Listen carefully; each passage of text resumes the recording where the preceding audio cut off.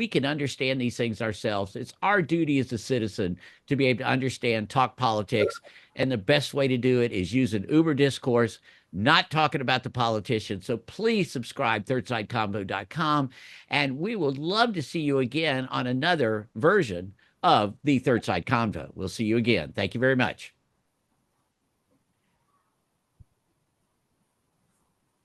Coming back.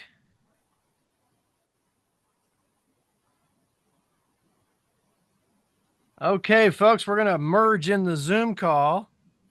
And boy, do I got thoughts on this. So this is going to be a fun one. I know you got some.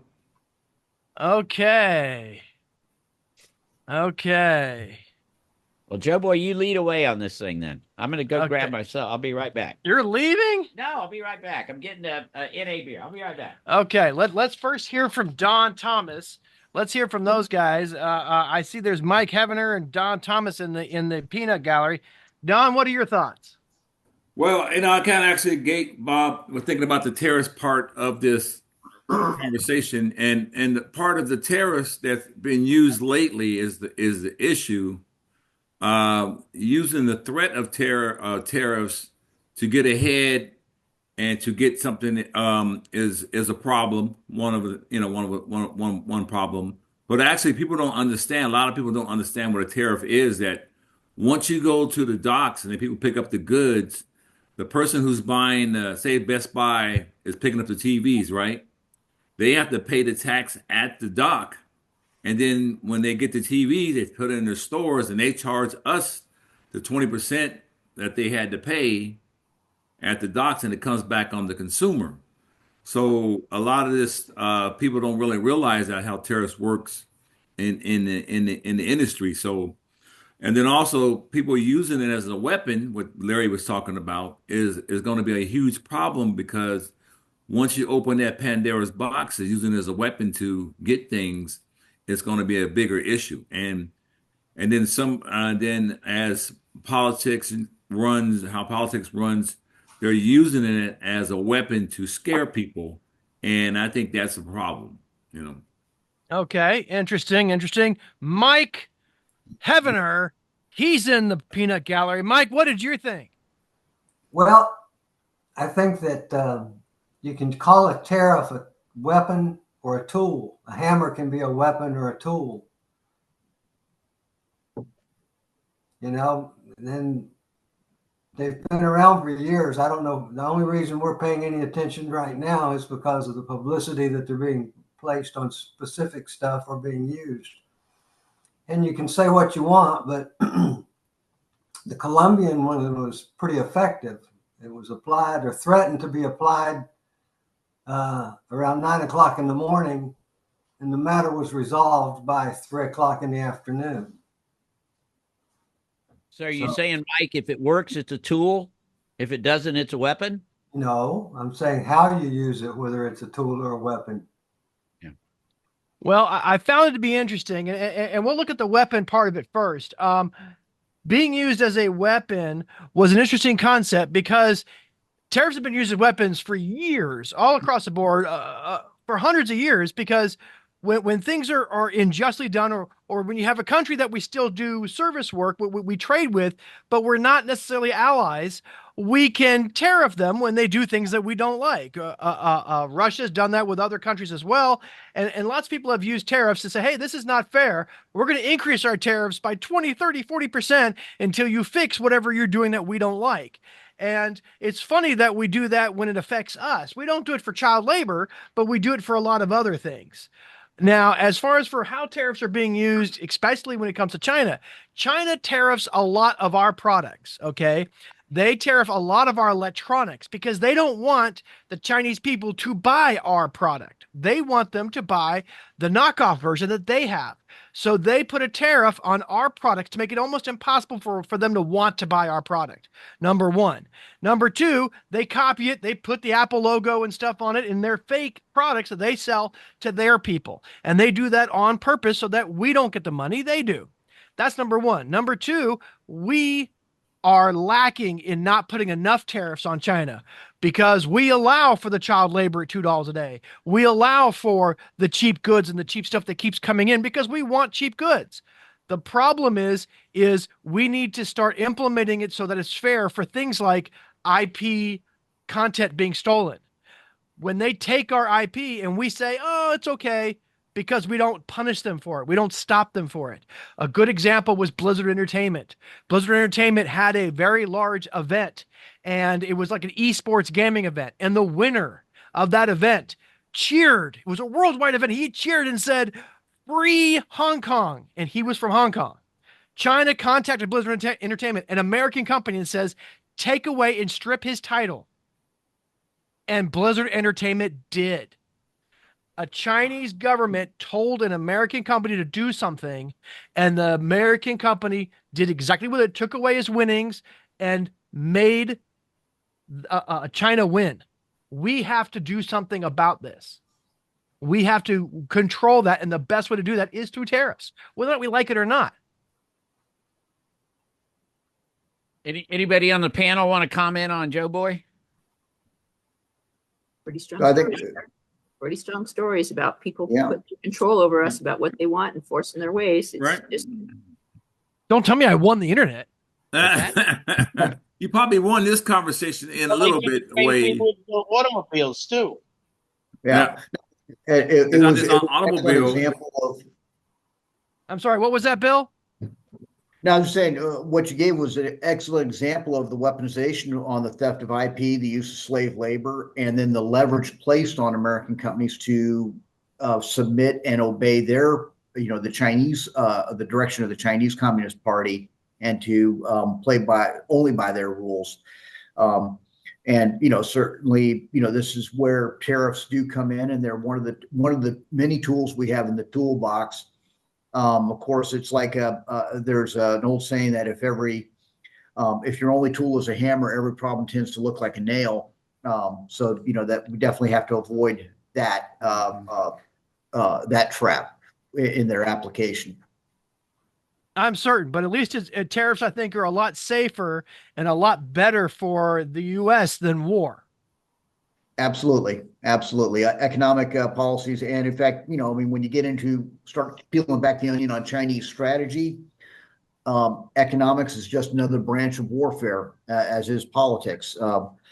And they very much view themselves as being at war with us. One of the other comments that Don made, he was talking about the hidden effects of tariffs and how it raises prices that you don't see. Every tax has that effect, and one of the biggest offenders of that is the FICA and our income tax withholdings from wages. All those taxes are paid by the end user at the retail sale, and anybody in the supply chain who makes a purchase is paying those taxes. And that's a good example that FICA is something that every person has in their payroll. And what they're doing is they're actually paying their tax early. That's the funny part, because that tax isn't due to what, April 15th? Isn't that right, Bob? Yep.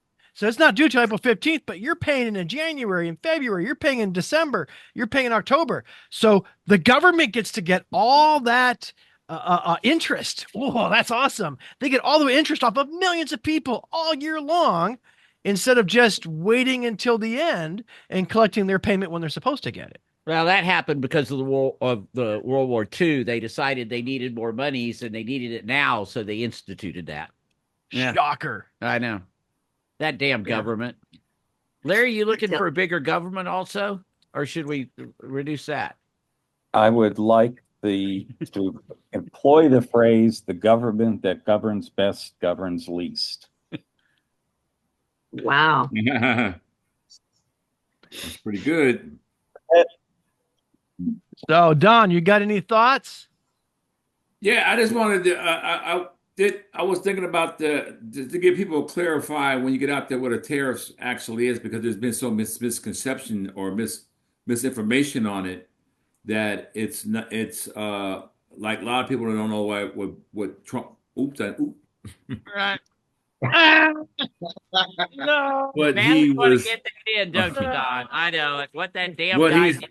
I would say with the campaign, put it that way, with the campaign, what the big question was, and Canada and all these guys getting in an uproar about what's happening in the different countries, and it was affecting people's affecting decisions of what different countries are getting all bent out of shape, and others getting bent out of shape over the conversation of tariffs. So, Well, you have to realize it's only becoming popularized because the news is covering it. We've had that's what I'm saying. That's why forever a VAT tax just a tariff.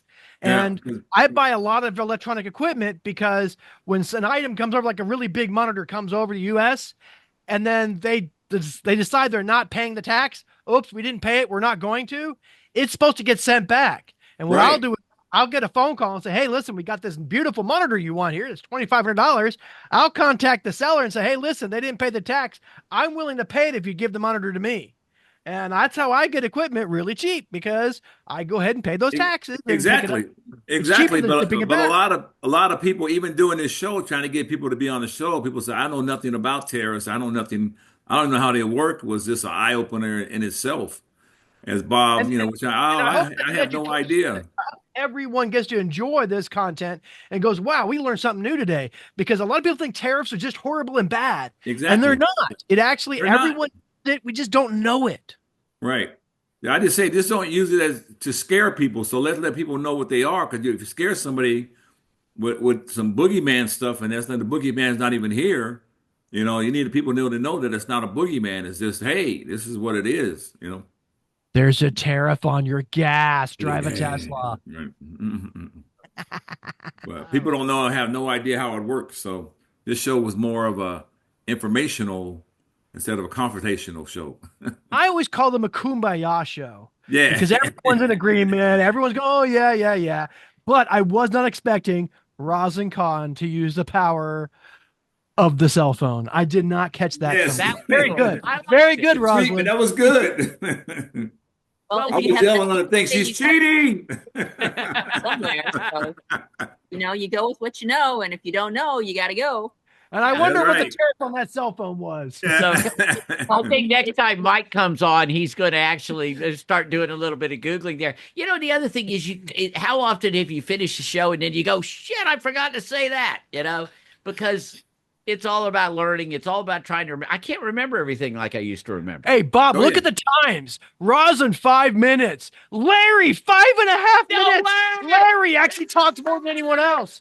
Then we got Bill with 5.25.